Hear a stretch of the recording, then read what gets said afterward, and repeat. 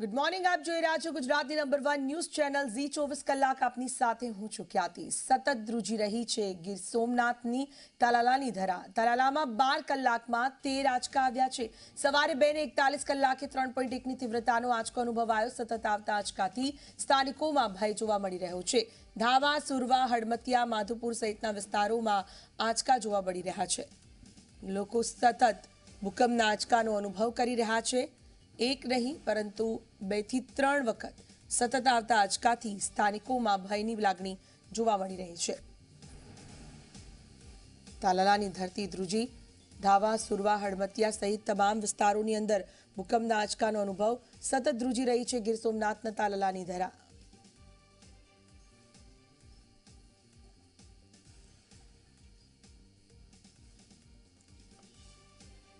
સંવાદદાતા હેમલ જોડાયા છે ફોન લાઈન પર.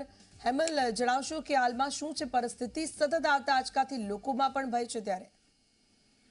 જી ખ્યાતિ, વાત કરવામાં આવે તો ગત 24 કલાકમાં તાલાળા ગીર વિસ્તારમાં લગભગ 9 જેટલા આંચકાઓ ભૂકંપના આવ્યા છે. ખાસ કરીને ગત રાત્રિના એટલે પરમ દિવસ રાત્રિના 1 કલાક 1 વાગ્યાથી આ ભૂકંપના આંચકા છે ચાલુ થયેલા છે. ગત રાત્રિના પણ 11:30 વાગે પણ એક મોટો આંચકો આવેલ. ખાસ કરીને 24 કલાક દરમિયાન 9 જેટલા આંચકા ભૂકંપના આવતા લોકોમાં એક ફફડાટ ફેલાયેલો છે. જી, આભાર આપનો તમામ માહિતી બદલ.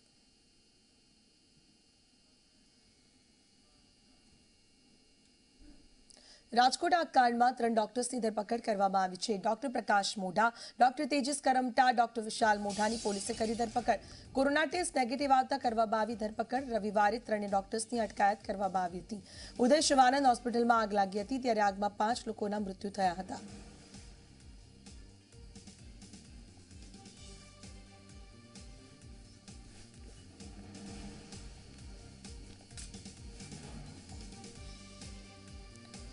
વડોદરામાં ચાની લારીવાળાએ ઉપાડી સામાજિક જવાબદારી અને ચા વેચનારા યુવકે માસ્ક મફતમાં આપી રહ્યો છે લોકોને. માસ્ક ન પહેરનારા લોકો સામે યુવકની આ અનોખી પહેલ છે. કલ્યાણજી મંદિર પાસે સપન માછીની ચાની કેટલી છે જ્યાં યુવકે 300થી વધુ માસ્કનું વિતરણ કર્યું છે. 500 માસ્કનો સ્ટોક હંમેશા કેટલી પર જ હોય છે અને હંમેશા તે અહીં આવનારા ચા પીનારા લોકોને માસ્કનું વિતરણ કરે છે. જે માસ્ક વગર આવે છે તેને મફતમાં માસ્ક આપવામાં આવે છે.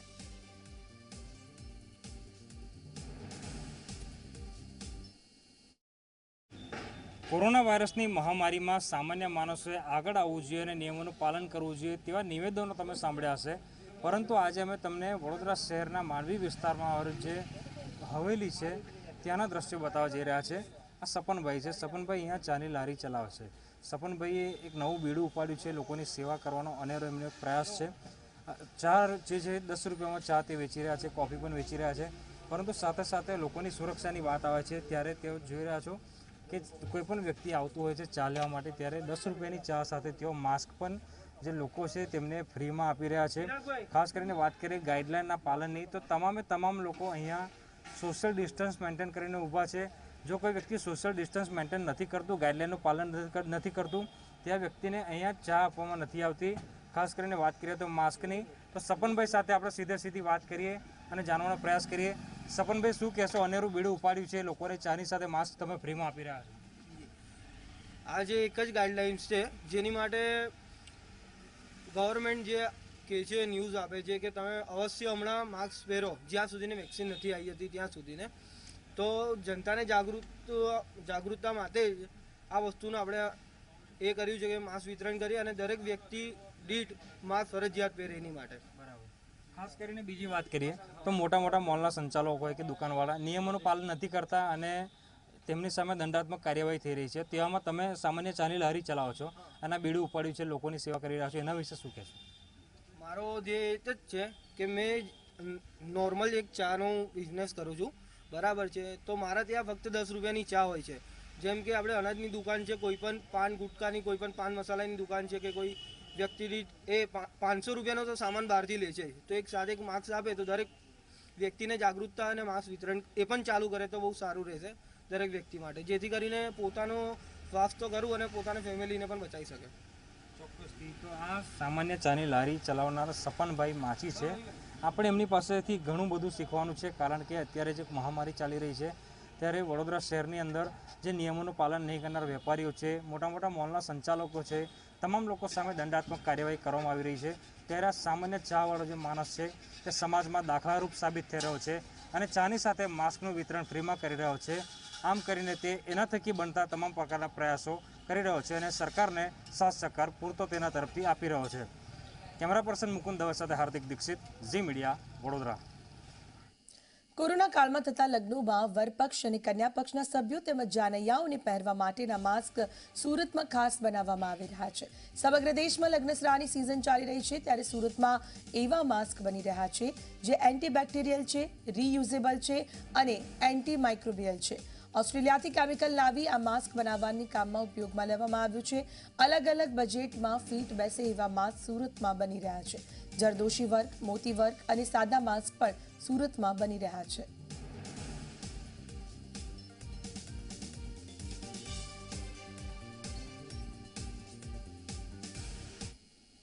से भी हमने मास्क उनके आउटफिट्स के हिसाब से बहुत सुंदर सुंदर बनाए हैं. आपने जो आउटफिट्स पहने हैं उसके हिसाब से बहुत ही ब्यूटीफुल मास्क पहन सकते हैं. चाहे आपकी ईयरिंग डायमंड की हो वो ना दिखे, पर अगर आपने मास्क स्टडेड पहन रखा है या एम्ब्रॉयडरी का पहन रखा है तो दैट विल सुभान अल्लाह, तो उसके जैसा कुछ भी नहीं. पर हमने उसे बहुत बजटेड भी बनाया है कि हर आदमी उसके लेवल पे ले सके. जैसे 50 rupees onwards we have starting और उसकी रेंज वैसे ही हम लोग मतलब हाई करते जाएंगे. 50, 100, 150, 200 जैसा आपका अटायर हो, जैसा आपका बजट हो. उसमें एम्ब्रॉयडरी है, जरदोसी है, मोती वर्क है, लिखा हुआ है. अगर आपको नत्थी के साथ चाहिए, लड़की वालों का चाहिए तो वो भी है, बारातियों का चाहिए, कॉर्पोरेट चाहिए, तो we are making all of them. हमारे घर पे वेडिंग है 7 तारीख को मेरी ननन की, तो हमने मिस पूजा जैन से पूरा कस्टमाइज मास्क हमने रेडी करवाया है दूल्हा दुल्हन के लिए, ब्राइड और ग्रूम के लिए. और सारे फंक्शन के अलग अलग मास्क और अलग अलग कलर से वेराइटी से हमने मास्क रेडी करवाए हैं और थीम पूरी बनाई है दुल्हन वाले और दूल्हा वाले के लिए, ताकि पूरा एक जैसा लगे और पिक्स अच्छे आए. और अभी due to corona limited person allowed है शादी के लिए, तो ये बहुत इजी रहा हमारे लिए कि हम कस्टमाइज मास्क बना के ऐसी थीम रखें.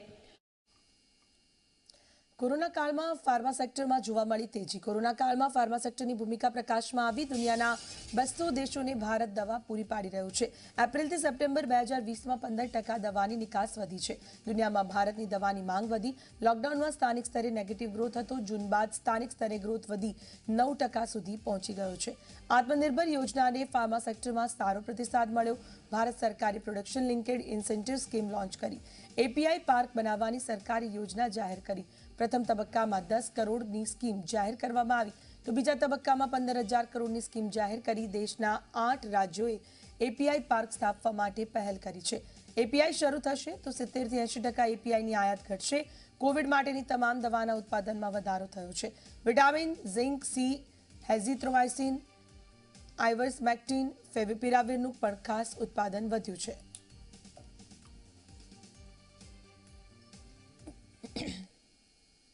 કોરોના દરમિયાન ફાર્માસ્યુટિકલ સેક્ટરનો રોલ એકચ્યુઅલી લાઇટમાં આવ્યો છે અને એનું ઇમ્પોર્ટન્સ વધ્યું છે.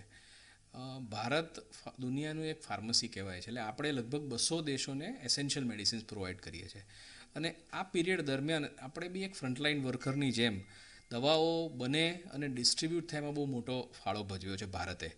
આજે આ સ્ટેટિસ્ટિક્સની વાત કરીએ તો એપ્રિલથી સપ્ટેમ્બર 6 મહિનાનો જે આપણો ગાળો છે એ દરમિયાન 2021ની અંદર આપણું 2019 કરતાં લગભગ 15% જેવું એક્સપોર્ટ વધ્યું છે. એટલે કે એપ્રિલથી સપ્ટેમ્બર 2020માં એપ્રિલથી સપ્ટેમ્બર 2019 કરતાં આપણે 15% વધારે દવાઓ એક્સપોર્ટ કરી. જેવું બતાડે છે કે દુનિયામાં આપણી દવાની ડિમાન્ડ બી છે અને આપણી પાસે એક ક્ષમતા છે કે આવા સમયમાં આપણે દવાઓ એ લોકોને પ્રોવાઈડ કરી શકીએ છીએ. ડોમેસ્ટિક સેક્ટરની વાત કરીએ તો જ્યારે ઇનિશિયલી લોકડાઉન પીરિયડ હતો એટલે કે એપ્રિલ અને મે એ દરમિયાન આપણી પાસે થોડોક નેગેટિવ ગ્રોથ થયો હતો, પણ પછી જૂનથી ધીરે ધીરે રિવાઇવ થયો છે અને છેલ્લા જે ઓક્ટોબરના ફિગર આવ્યા છે એ 9.6% ગ્રોથના છે. એટલે ગયા વર્ષ કરતાં 9.6% ઇન્ડસ્ટ્રી ગ્રો થઈ છે. એની અંદર એવા એપીઆઈ જે ભારત બનાવતું નથી એવા એપીઆઈ ભારતમાં બને એના માટે ગવર્મેન્ટે એક સ્કીમ જાહેર કરી જેની અંદર ઇન્વેસ્ટમેન્ટ માટે એ લોકો ફાર્મા પાર્ક એટલે જેને આપણે એપીઆઈ પાર્ક કહીએ છીએ, એપીઆઈ પાર્કનું આખું ઇન્ફ્રાસ્ટ્રક્ચર ગવર્મેન્ટ બનાવવાની છે અને જે લોકો આમાં ઇન્વેસ્ટ કરશે એ લોકોને પ્રોડક્શન બેઝડ સબસિડીઝ મળશે. એટલે કે જે ફર્મેન્ટેશન ઇન્ડસ્ટ્રી હશે એને પ્રોડક્શન લિંક 20% સબસિડી અને સિન્થેટિક એપીઆઈ બનાવશે અને પ્રોડક્શન બેઝ 10% સબસિડી મળશે. આનાથી આ બધા જ એપીઆઈ જે આપણે ઇમ્પોર્ટ કરવા પડતા હતા એવું એક ઇન્ડસ્ટ્રીનું ને ગવર્મેન્ટનું માનવું છે કે જે ટોટલ આપણું ઇમ્પોર્ટ હતું એટલીસ્ટ 75% થી 80% ઘટી જશે. એટલે આપણે આત્મનિર્ભર બનીશું અને આ ઇન્ડસ્ટ્રી વધુ સ્ટ્રોંગ થશે. એ સાથે એનો ખૂબ સારો પ્રતિભાવ આવ્યો.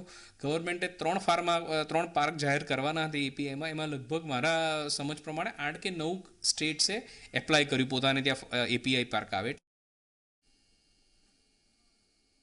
ડભોઈના ધારાસભ્ય શૈલેષ મહેતાના હસ્તે 501 કન્યાઓને સુકન્યા સમૃદ્ધિ યોજના અંતર્ગત કન્યાઓના ખાતામાં 250 લેખે 1.25 લાખ રૂપિયા જમા કરાવી પાસબુકનું વિતરણ કરવામાં આવ્યું હતું. આવનારા દિવસોમાં હજુ બીજી 501 કન્યાનું ખાતું ખોલાવવા માટે જાહેરાત કરવામાં આવી છે. ઉલ્લેખનીય છે કે ડભોઈના ધારાસભ્ય દ્વારા જ્યારે વડોદરાના ડભોઈ વિધાનસભામાંથી ઉમેદવારી ફોર્મ ભર્યું ત્યારે જ તેઓએ સરકાર દ્વારા જે પ્રમાણે પગાર ચૂકવવામાં આવે છે તે બધો જ પગાર ડભોઈ વિધાનસભાની ગરીબ કન્યાઓ પાછળ ખર્ચ કરવાની જાહેરાત કરી. ત્યારે સર્કિટ હાઉસ ખાતે આવેલી કન્યાઓમાં ખુશીની લહેર જોવા મળી છે. છેલ્લા 3 વર્ષથી ધારાસભ્ય તરીકે જે લગભગ 1 લાખ રૂપિયા જેવી રકમ સરકાર તરફથી ધારાસભ્યોને આપવામાં આવે છે એ રકમ પૂરેપૂરી શિક્ષણ માટે, ગરીબ અનાથ બાળકીઓના શિક્ષણ માટે વપરાય છે. એના માટે ડભોઈના અમારા ભારતીય જનતા પક્ષના આગેવાનોની એક કમિટી નક્કી કરે છે અને એ રીતે બધાને આપવામાં આવે છે. જન્મથી 14 વર્ષ સુધીની દીકરીઓના ખાતામાં પૈસા ભરી શકાય છે. વર્ષે લગભગ 1.5 લાખ રૂપિયા જેવું વધારેમાં વધારે ભરી શકાય. 250 રૂપિયાના હપ્તા કરીને વર્ષે 1000 રૂપિયા આ 501 દીકરીઓના ખાતામાં જમા કરવામાં આવશે. એનો પહેલો હપ્તો 1,25,250 રૂપિયાનો ચેક અમે પોસ્ટ ખાતામાં જમા કરાયો છે. આ સાથે રોકાઈશું એક બ્રેક માટે.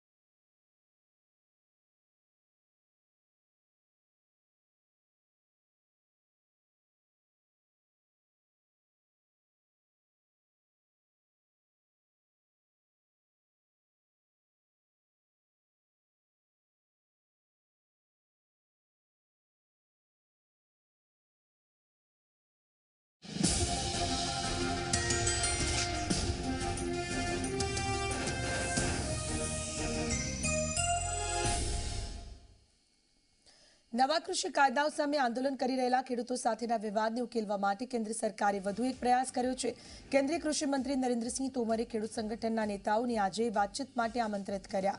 કેન્દ્રીય મંત્રીના ભાજપના વરિષ્ઠ નેતાઓ સાથેના વિચાર વિમર્શ બાદ આ નિર્ણય આવ્યો છે. કેન્દ્ર સરકારના 3 કૃષિ કાયદાના વિરોધમાં હજારો ખેડૂતો દિલ્હીની સીમા પર છેલ્લા 5 દિવસથી ધરણા કરી રહ્યા છે.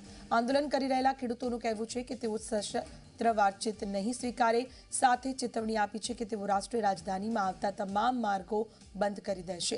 ખેડૂતોને નવા કૃષિ કાયદા વિશે આશંકા છે તે તેરાથી એમએસપી સમાપ્ત થઈ જશે. ખેડૂતો અને સરકાર વચ્ચે આ બેઠક આજે દિલ્હીના વિજ્ઞાન ભવનમાં બપોરે 3 વાગે મળશે.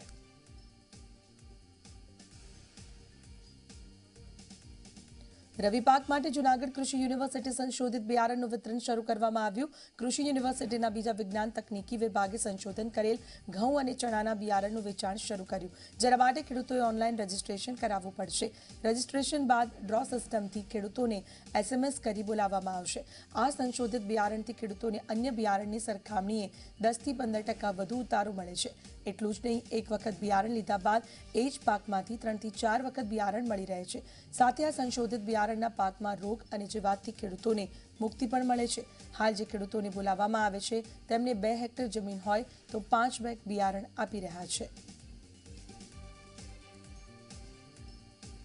શિયાળુ ઋતુમાં બિયારણના વિતરણ માટે યુનિવર્સિટી દ્વારા ચણામાં GJG3 અને GG5, જ્યારે ઘઉંમાં લોક1, GW451, GW463 અને GW366નું બિયારણ ઉત્પન્ન કરવામાં આવેલ. આ બિયારણના વેચાણ માટે યુનિવર્સિટી દ્વારા સૌપ્રથમ ખેડૂતો દ્વારા ઓનલાઈન અરજીઓ મંગાવવામાં આવેલ. આ અરજીઓના સ્ક્રુટિની બાદ તેનો ડ્રો કરવામાં આવે અને ડ્રો બાદ જે કંઈ ખેડૂતોની અરજીઓ મંજૂર થઈ તેમને SMS દ્વારા બોલાવવામાં આવે છે અને એ પ્રમાણે ચાલુ ઋતુમાં તારીખ 12 ઓક્ટોબરથી ચણા અને ઘઉંનું બિયારણનું વિતરણ ચાલુ કરેલ છે. અમને એવું લાગ્યું કે સાહેબ કૃષિ યુનિવર્સિટીનું જે બિયારણ જે છે એ બીજા બિયારણની કમ્પેરિઝન કરતાં ખૂબ ઘણું અમને સારું લાગ્યું. ગયા વર્ષે અમુક ઘેરા અમે ચણાના જે વાવેલા હતા એ અમે જોયા, એમાં અમને એવું થયું કે ભાઈ એનું ઉત્પાદન, એનો ઉતારો ઘણો બધો સારો હતો અને સુકારાની અંદર પણ સારું હતું, સુકાતું હતું નહીં અને ફૂગ નહોતી આવતી અને ખૂબ સારું બિયારણ હતું. તાપીમાં લુપ્ત થતી આદિવાસી પરંપરા જાળવી રાખવા અરવિંદભાઈ ચૌધરી નામના શિક્ષકે અનોખી પહેલ શરૂ કરી. અરવિંદભાઈ દૂધીવાસ નાળિયેરના પટ્ટામાંથી આદિવાસી વાજિંત્ર બનાવે છે અને તેને વગાડી નવયુવાનોને સંસ્કૃતિ પ્રત્યે જાગૃત કરી રહ્યા છે. ખાસ કરી આદિવાસી લોકો લગ્ન, દેવપૂજા અને મનોરંજનના પ્રસંગોમાં ખાસ આવા વાજિંત્ર વગાડતા હોય છે. પરંતુ હવે ધીરે ધીરે આદિવાસી સમાજના યુવાનોમાં આ પરંપરા ભૂલાતી જાય છે, જેથી અરવિંદભાઈ આવા વાજિંત્ર બનાવી યુવાનો આદિકાળથી ચાલતી પરંપરા અંગે જાગૃત કરી રહ્યા છે.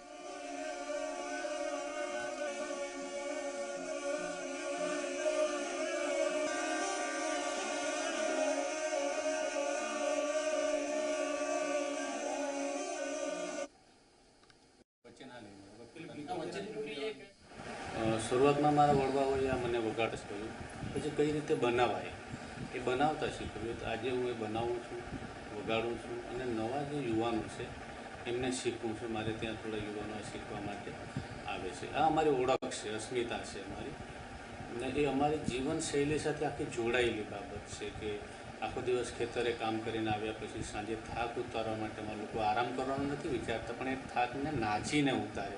ત્યારે દરેક ફળિયામાં, દરેક વિસ્તારમાં જે નાચણ ફળીઓ સલમાં રહેતી ત્યાં ભેગા થઈને ભાઈઓ બહેનો ભેગા થઈને નાચે, બહેનો ગીતો ગાતા હોય, ભાઈઓ ડોળા વગાડતા હોય, આ રીતે થાક ઉતારવાનો આ એક અમારી પરંપરા રહી છે.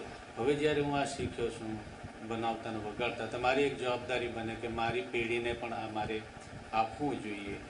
ને એ જે એક પરંપરા છે એને મેં શોખમાં બદલી નાખ્યું છે. હવે આ મારો શોખ છે કે નહીં, મારી સમાજની આ રૂઢી છે, પરંપરા છે, વાદ્યો છે, અમારી ઓળખ છે, તો એનું મારે જતન કરવું જોઈએ, નવી પેઢીને મારે આ શીખવવું જોઈએ. આ મારો હવે ધ્યેય છે. હું મારા જે પારંપરિક વાદ્યો છે જેમ કે ડોવરું, ટોવડી એ શીખવાનો પ્રયત્ન કરું છું. શીખવાનું મુખ્ય કારણ એ છે કે જે આ સાધનો છે, આ જે વાદ્યો છે અને જે આ કળા છે એ લુપ્તતાને આરે છે અને એને ભવિષ્યમાં બીજી પેઢી સુધી આપવા માટે અને તેનું જતન કરવા, સંરક્ષણ કરવા માટે આ શીખું છું અને આગલી પેઢીને આપવાનો હું પ્રયત્ન કરીશ. વાત કરીશું મોરબીમાં સેરામિક ઉદ્યોગમાં કન્ટેનરની અછતમાં મોટા પાયે નુકસાન ભોગવવાનો વારો આવ્યો છે. વિદેશમાં મોરબીની ટાઇલ્સની ખૂબ મોટી ડિમાન્ડ છે, ત્યારે મોટા પાયે ઓર્ડર પણ મળી રહ્યા છે, પરંતુ ખાલી કન્ટેનર ન મળતા ઉદ્યોગકારો સમયસર માલની નિકાસ નથી કરી શકતા. નિકાસ કરતા આયાત ઓછી હોવાથી ઉદ્યોગકારોને ખાલી કન્ટેનર નથી મળતા. હાલ સામાન્ય દિવસોમાં રહેતી નિકાસ કરતા 100 ગણો વધારો જોવા મળી રહ્યો છે, જેથી સમયસર માલની નિકાસ ન થતા ઉદ્યોગકારોએ ગ્રાહક ગુમાવવાનો વારો આવ્યો છે. ત્યારે કન્ટેનરની અછતને પહોંચી વળવા ઉદ્યોગકારોએ સરકાર પાસે શિપિંગ લાઇન ચાલુ કરવાની માંગ કરી છે. સાથે સરકાર દખલગીરી કરી મોરબીના સિરામિક ઉદ્યોગને વહેલામાં વહેલી તકે ખાલી કન્ટેનર મળે તેવી વ્યવસ્થા કરવા માંગ કરી છે. સમાચારોમાં બસ આટલું. નમસ્કાર. આ કાર્યક્રમના સહ પ્રાયોજક છે